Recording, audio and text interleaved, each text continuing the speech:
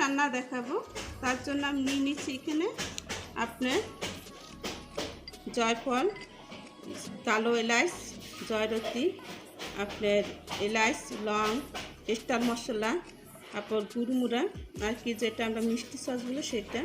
আর এইখানে আসছে আপনার জয়ন বা রাঁধুনি, আর কি রাঁধুনি যেটা বলে, আর সাদা এলাচ আর আপনার শাহি জিরা একসাথে এগুলো ভেজে তারপর এটাকে করে নেব। তা আমার কাছে শুকনো মরিচটা ছিল না, তার জন্য এখানে আমি একটু লাল মরিচের রঙটা এটা দিয়ে দেবো, তাহলে হয়ে যাবে। তারপর পরবর্তীতে আসছি এখানে গরুর মাংস নিয়েছি। এখানে 1 কেজি একটু কম হবে আর কি, 1.5 কেজি হবে মাংস এখানে। তো 1.5 কেজি মাংস দিয়ে আমি বাসমতি চাউল দিয়ে আজকে কাচ্চি রান্না দেবো। তো আগে মশলা প্রিপারেশনটা আগে করে নিচ্ছি, তারপর আমি এটা রান্নাটা নিয়ে এসছি আর কি করে নিব, এটা মেখে নিব। তা এরকম করে হালকা করে এটাকে ভেজে নিতে হবে। আর চুলার জালটা এখন আমার বন্ধ, হাই হিটে তাওয়াটা গরম করে নেবেন, তাহলে এটা ভাজা হয়ে যাবে। আর একটু মুচমুচে থাকলে এটা গুঁড়ি করতে সমস্যা হয় না, এমনিতেই গুঁড়ি হয়ে যায় আর সুন্দর মতো হয়ে যায়। এখন আমার এটা ভাজা হয়ে গেছে, এখন আমি এটাকে ব্যালেন্স করে নেব। ব্যালেন্স করে নেওয়ার সময় একটু খেয়াল করে দেখুন গরমটা যেন না থাকে, তাহলে কিন্তু ব্যালেন্স হতে চলবে না। তাই একটু ঠান্ডা করে তারপর ব্যালেন্স করতে মশলাটা করে নিলাম। আপনার যে কাচ্চির জন্য যে মশলাটা করা দরকার ছিল সেটা করে নিলাম। আর দেখুন কাচ্চি বিরিয়ানিটা কত সুন্দর মশলাটা হয়ে গেছে। এখানে একটু টেস্টিং সল্ট আর বিট লবণটা দিয়ে নেবেন, তাহলে আরও সুন্দর হবে। তা বাটিটা ছোটো, তার জন্য এখানে মাংসটা আমি উঠিয়ে নিচ্ছি। এখানে হাড় চর্বি সহ মাংস দেওয়া। তো কাচ্চিটা রান্না এরকম করে রাঁধতে হবে যে হাড় মাংস সহ দেওয়া নেই। আর এখানে দিয়ে দিচ্ছি টক দই। টক দইটা অবশ্যই দেবেন, টক দই না দিলে কিন্তু ভালো লাগবে না। কাচ্চিতে অবশ্যই টক দইতে দেবেন। আর বাদাম থাকলে বাদামটা অবশ্যই দেবেন। তো আমার বাদামটা এখনও ব্যালেন্স করা হয়নি, বাদামটা আমি রান্নার মধ্যে দিয়ে দেবো। দিয়ে দিচ্ছি আদা রসুন, দিয়ে দেবো পেঁয়াজ বাটা। এটা ম্যারিনেশন করে রেখে দেবো কিছুক্ষণের জন্য, বেশি টাইম নাই, অল্প সময় মতো আর কি ম্যারিনেশন করে রাখবো। দিয়ে দিচ্ছি মরিচের গুঁড়ো, এখানে 1 চা চামচ। আর মরিচের গুঁড়া যদি না দিতে পারেন তাহলে স্কিপ করতে পারেন, তাহলে গোলমরিচের গুঁড়োটা দিয়ে দেবেন। আর দিয়ে দিচ্ছে হলুদের গুঁড়া সামান্য। আর এখানে কিছুটা মশলা এখন দিয়ে দেবো, আর কিছুটা মশলা আমি পরবর্তীতে ইউজ করবো। এখানে লবণটা দিয়ে দিলাম। এটা লবণটা কতটুকু লাগবে সেই ব্যালেন্স হিসেবে আপনারা দিয়ে দেবেন। তো এখন সুন্দর করে এটাকে মেখে নিচ্ছি। আর এটা মাখার সময় এটা সুন্দর মতন এটা মেখে নিতে হবে, যারা সমস্ত জায়গার জন্য এই মশলাটা লেগে যায়। তা বেশি রেস্টে আপনারা যদি আরও বেশিক্ষণ রাখতে চান তাহলে 1 ঘন্টা আগে এটা ম্যারিনেশন করে রেখে দেবেন, তাহলে মাংসটা আরও সুন্দরভাবে হয়ে যায়। তাহলে আমি এটাকে রেখে দিই একটু সময়, আমি বেশি সময় রাখবো না, 5-10 মিনিটের মতো এটা রেখে দেবেন। আর কিছু মশলা আছে সেগুলো পরবর্তীতে অ্যাড করে দেবেন। তো গরম পানি আর কি চাউলের জন্য বসিয়ে দিয়েছি। এখানে আপনার দারচিনি, এলাচ, লং, স্টার মশলা, শাহি জিরা সব কিছু দেওয়ানো। এখন উপর থেকে একটা তেল দিয়ে দিচ্ছি যেন চরচরা হয় সেজন্য। আর চাউলটা আগে থেকে ধুয়ে নিয়েছি। এখানে চাউল আসছে আপনার 1.5 কেজি চাউল। মাংসের যতটুকু চাউল সে পরিমাণে আমি চাউলটা নিয়ে নিয়েছি। তো চাউলটা যখন একটু হালকা ফুটে উঠবে তখনই নামিয়ে ফেলবো। বেশি ফুটলে আবার পরে আবার যখন আমি পাকাবো তখন আবার তো এটা নরম হয়ে যাবে, তার জন্য অল্প ফুটার আগে এটা নামিয়ে ফেলতে হবে। দিয়ে ফেললাম সব। একটু ঘি, তেলের মধ্যে একটু ঘি দিলে আর একটু ভালো হয়।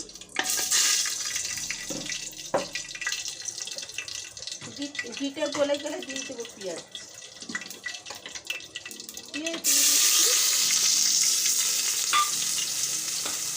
পেঁয়াজটা একটু বাদামি কালার হলে তারপর এখানে মাংসটা দিয়ে দেবো।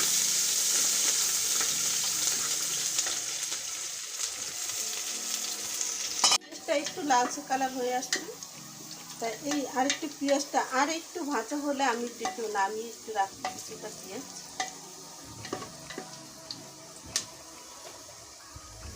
এই যে পেঁয়াজটা আমি রেখে দিয়েছি, এই পেঁয়াজটা আর একটু লাল হয়ে যাবে পরবর্তীতে, ঠান্ডা হয়ে গেলে এটা কালারটা অন্যরকম হয়ে যাবে। এখন দিয়ে দিচ্ছি মাংস, সেই মেরিনেশন করা মাংসটা দিয়ে দিলাম।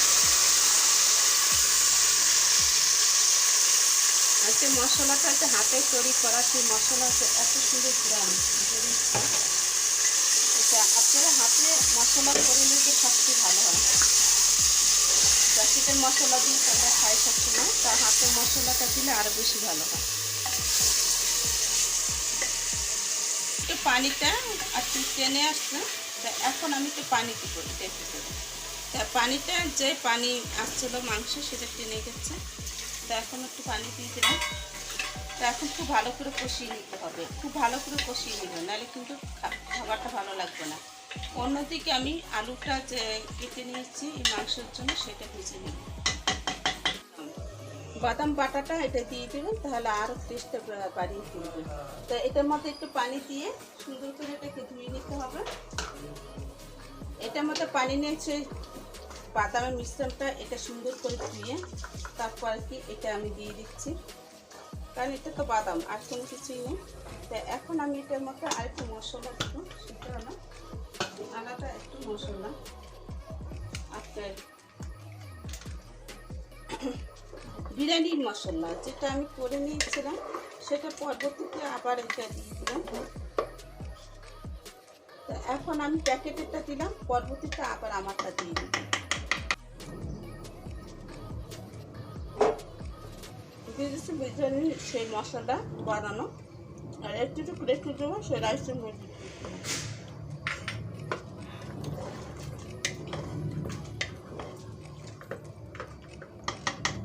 এখন এটাকে বারবার কষাতে হবে বন্ধুরা।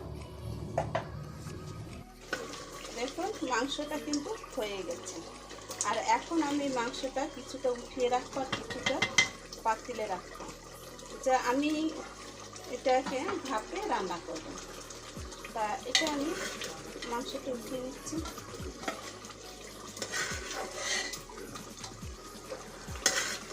মাংসের সাথে সেই আপনার গ্রেভি সেগুলো নিয়ে নেবেন, কারণ দোনোটাই দরকার হবে। উপর থেকে এটা দেওয়া লাগবে, আর ভিতরে যে আমি মাংসটা যেগুলো রেখে দিয়েছি সেগুলো কিন্তু চিজ থেকে যাবে। তা এভাবে করে এটাকে আর কি রান্না করে দিব। তা দেখছি এটা দেখা যাচ্ছে যে বড় বড় বাবুর্চিরা এভাবে করেই রান্না করে এটাকে। তা এই যে গ্রেভি আছে সেই গ্রেভিতে আমার এখানে চালটা যে আমি অর্ধেক আর কি সিদ্ধ করা সেই অবস্থা আমি ফুটিয়ে নিয়েছি। এখন চালটা দিয়ে দিই, এই অবস্থায় আর কি চালটা দিয়ে দেবেন, তাহলে সুন্দর হবে। চতুর্দিক থেকে চুলার জালটা একটু কমিয়ে নেবেন। চুলাটা এখন অফই আছে, এখন চালটা আমি দিয়ে দিচ্ছি। এখানে যে পরিমাণ চালটা দিবেন সেই পরিমাণটা সেটা উপরে আপনার সেটাও দিতে হবে সেরকম করে। তা আমি এখান থেকে এই চালটা দিয়ে তারপর আমি দিয়ে দিচ্ছি পেঁয়াজ বেরেস্তা।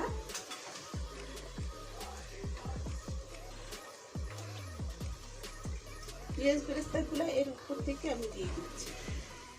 তা দোনোটার উপর থেকে পেঁয়াজ বেরেস্তাটা দিয়ে দিব, আর সামান্য একটু ঘি দিয়ে দিব। ঘিটা অবশ্যই দিয়ে দিবেন উপর থেকে। এইখান থেকে ঘিটা দিয়ে দিলাম, এতে ঘিটা চতুর্দিকে ছড়িয়ে দিয়ে দিবেন। আর দিয়ে দিব ভাজা সেই আলুটা। ভাজা আলুটা দিলে হবে কি আরও সুন্দর হবে, আর খেতেও কিন্তু খুব টেস্ট আসবে। এটা ভাজা আলুটা আমি দিয়ে দিচ্ছি। এটাকে আলুটাকে ভেজে নিতে হবে, আর সুন্দর করে চতুর্দিকটা এটাকে দিয়ে দিতে হবে। আলুর পরিমাণটা একটু কম বেশি আপনাদের যতটুকু মনে হয় সেরকম করে দেবেন। তা আমি যে পরিমাণে দিয়েছি সেই পরিমাণে আমি আলুটা বুঝে শুনে দিয়ে দিচ্ছি। তো এখন আবারও মাংসটা দিয়ে দেব।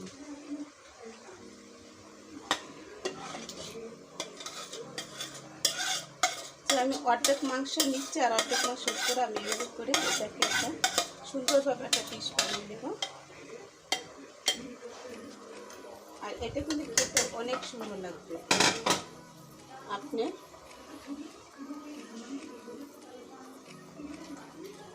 এভাবে করে মাংস চালগুলো ছিটিয়ে দেবেন।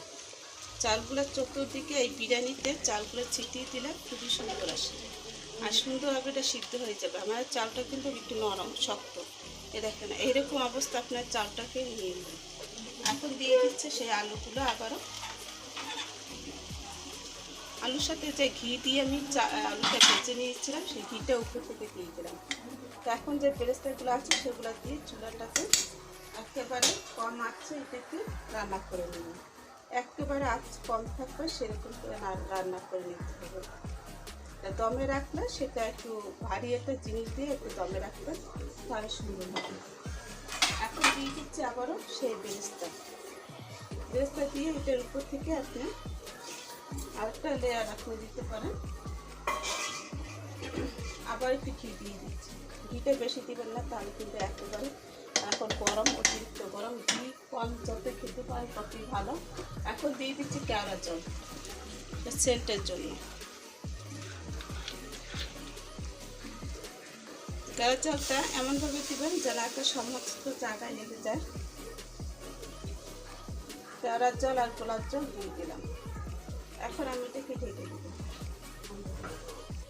আর দেখুন আমার এই রাইসটা আর কি আপনার বিরিয়ানিটা খুবই সুন্দর হচ্ছে আর ঝরঝরা, চালটা খুবই সুন্দর হয়েছে। আর এখন আমি এটা পরিবেশন করে আপনাদেরকে দেখাচ্ছি। আর চালগুলো দেখুন, মাংসগুলো খুব সুন্দরভাবে সিদ্ধ হয়ে গেছে আর এত সুন্দর হয়েছে গ্রামে থাকা যাচ্ছে না করেন।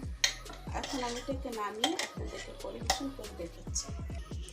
বন্ধুরা, আমার কাচ্চি বিরিয়ানি হয়ে গেছে। আর কাচ্চি বিরিয়ানিটা বাসমতি চাল দিয়ে রাঁধতে হয় আর এরকম গ্রেভি শুদ্ধে আর কি সুন্দরভাবে এটাকে ঝরঝরা হিসেবে রাঁধতে হবে আর এরকম করে রাঁধতে হবে। আমি কিন্তু আজকে রাইস কুকারে আর কি প্রেশার পাতিলে আমি রান্না করেছি।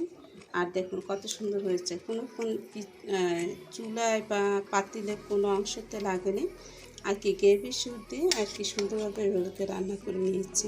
তাহলে আমার রেসিপি যদি ভালো লাগে তাহলে অবশ্যই লাইক শেয়ার কমেন্ট করুন, পাশের বেল বাটনটা ক্লিক করুন নতুন নতুন রেসিপি পাওয়ার জন্য। আমার পাশেই থাকুন বন্ধুরা। আর অনেক সময় দিতে পারছি না, যে অনেক সময় অনেক জায়গায় বেড়াতে যাই তার জন্য দিতে পারি না। তাহলে আজকে বিদায় নিচ্ছি বন্ধুরা, আল্লাহ হাফেজ। দাদা একটু মাংস আটা